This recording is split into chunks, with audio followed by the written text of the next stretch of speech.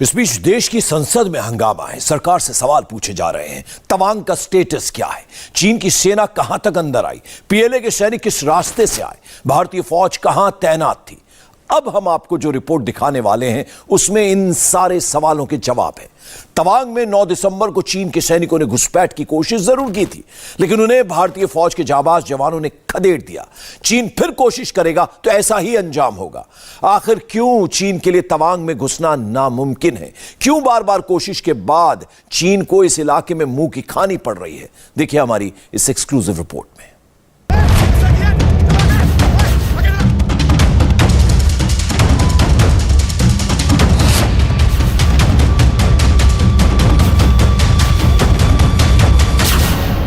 तवांग में भारत की सेना के बहादुर जवान न पिटे हैं न हटे हैं। वो मजबूती के साथ अपनी पोजीशन पर डटे हैं। तवांग में किसी ने मुंह की खाई है तो वो है चीन और उसके सैनिक, जो अपनी पूरी ताकत लगाकर भी 1 इंच जमीन पर घुस नहीं पाए।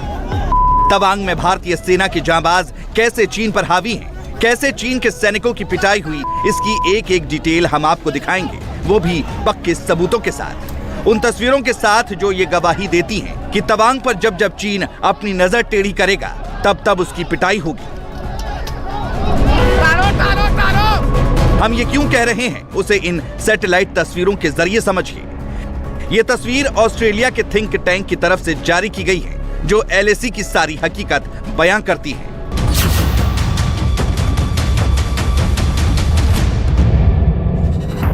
इन तस्वीरों को समझने के लिए पहले इस इलाके की अहमियत को समझ लीजिए।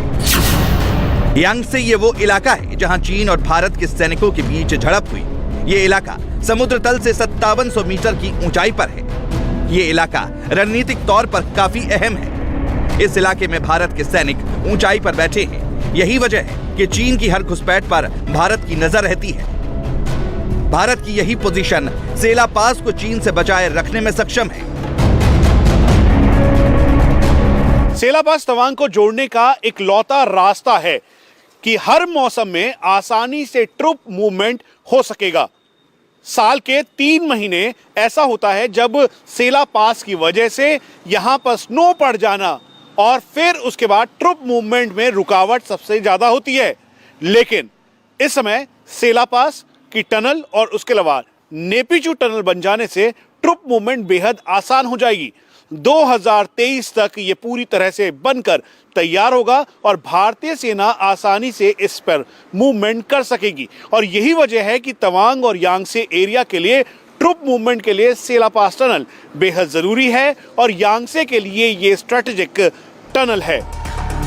यांगसे की इसी अहमियत के चलते एलएसी में भारतीय फौज नजर गड़ाकर बैठी है। इन सैटेलाइट तस्वीरों के जरिए आपको दिखाते हैं कि भारतीय फॉरवर्ड बेस की लोकेशन कहां है और चीन कहां बैठा है।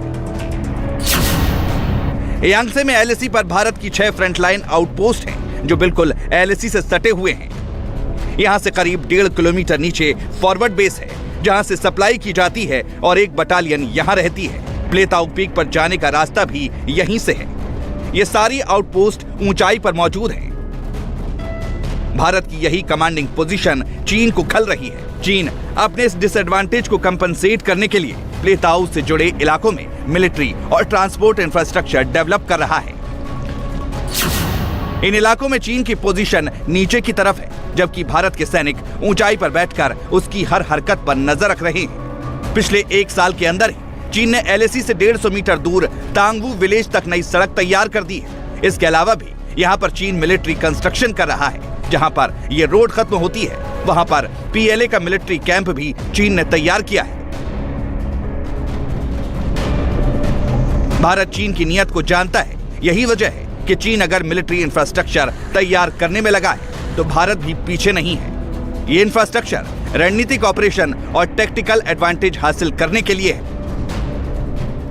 चीन अपने डिसएडवांटेज को एडवांटेज में बदलना चाहता है। यांगसे के इलाके में लाइन ऑफ एक्चुअल कंट्रोल की परसेप्शन लाइन से करीबन 150 मीटर पीछे ही चीन का रोड खत्म हो जाता है और फिर उसके बाद चीन को एक रिवराइड नाला पार कर ऊंची चोटियों पर जाने की मशक्कत करनी पड़ती है ताकि वो अपना एरिया डोमिनेंस कर सके। लेकिन भारतीय सेना का प्रोमिनेंस इन सभी रिजलाइन पर बेहद ज्यादा है और यही वजह है कि चीन को आसानी से भारत बार बार इस एरिया में खदेड़ रहा है। 9 दिसंबर को भी खदेड़ा और उससे पहले भी इसी एरिया में जब भी चीन ने डोमिनेंस करने की कोशिश की तो रिज लाइन पर बैठे हुए भारतीय सैनिकों के साथ साथ जो नीचे की तरफ भारतीय सैनिक हैं, उन्होंने ना ही केवल चीन को खदेड़ा बल्कि उसे आगे भी नहीं बढ़ने दिया।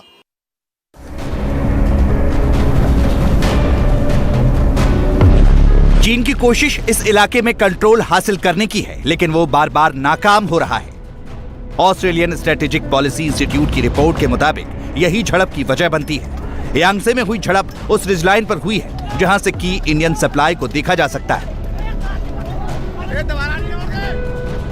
9 दिसंबर को क्या हुआ उसे इन सैटेलाइट तस्वीरों के जरिए आपको समझाते हैं। सैटेलाइट इमेज में आपको चीन की रोड दिख रही होगी। जहां ये रोड खत्म होती है वहां पीएलए का कैंप है। यहां से पैदल ट्रैक कर करीब 300 सैनिक ऊपर पहुंचे। तस्वीर में आपको जो भूरा इलाका दिख रहा है वो भारतीय हिस्सा है और जो सफेद वो चीन का हिस्सा है। चीनी सैनिकों को रोकने के लिए भारत ने दीवार भी तैयार की है। कुछ दूरी पर ही भारत की 2 आउटपोस्ट आपको दिख रही होंगी। चीनी सैनिक जब ऊपर पहुंचे तो इंडियन आर्मी ने उन्हें पीछे धकेल दिया। 14 दिसंबर को ली गई इस दूसरी सैटेलाइट इमेज में जो ऑरेंज हिस्सा दिख रहा है ये वो पैदल रास्ता है जिसे तय करके चीन के सैनिक भारत में घुसपैठ की कोशिश कर रहे थे। इन तस्वीरों से यह साफ जाहिर हो रहा है कि भारतीय सेना जिस लोकेशन पर है वो पूरी तरह चीन की सेना को डोमिनेट कर रही है। यह पहला मौका नहीं है जब चीन ने इस तरह घुसपैठ की कोशिश की है। अक्टूबर 2021 में भी चीन ने ऐसी ही कोशिश की थी और तब आउटपोस्ट 6 के पास झड़प हुई थी और 1 साल बाद दिसंबर 2022 में चीन ने एक बार फिर आउटपोस्ट 1 और आउटपोस्ट 2 के पास घुसपैठ करने की कोशिश की। तिब्बत पर कब्जे के बाद से ही चीन तवांग को अपना साउथ तिब्बत रीजन मानता है। इस पे वो दावेदारी करता है, लेकिन भारत की तरफ से बिल्कुल क्लियर है कि ये अरुणाचल का हिस्सा है और ये भारतीय सीमा है। लाइन ऑफ एक्चुअल कंट्रोल के दूसरी तरफ चीन जरूर है, लेकिन तवांग वो इलाका है जो कि तिब्बत और भारत को कनेक्ट करता है और ये देश का नॉर्थ ईस्ट का हिस्सा है। 1959 में दलाई लामा इसी रास्ते से होते हुए तवांग के अंदर आए और भारत में उन्होंने प्रवेश किया। यहाँ तक कि अभी भी तवांग के अंदर कई सारे तिब्बती शरणार्थी रहते हैं। इंडिया टीवी हर वक्त हर जगह डाउनलोड करने के लिए सर्च करें India TV news Google play store या ऐप स्टोर पर।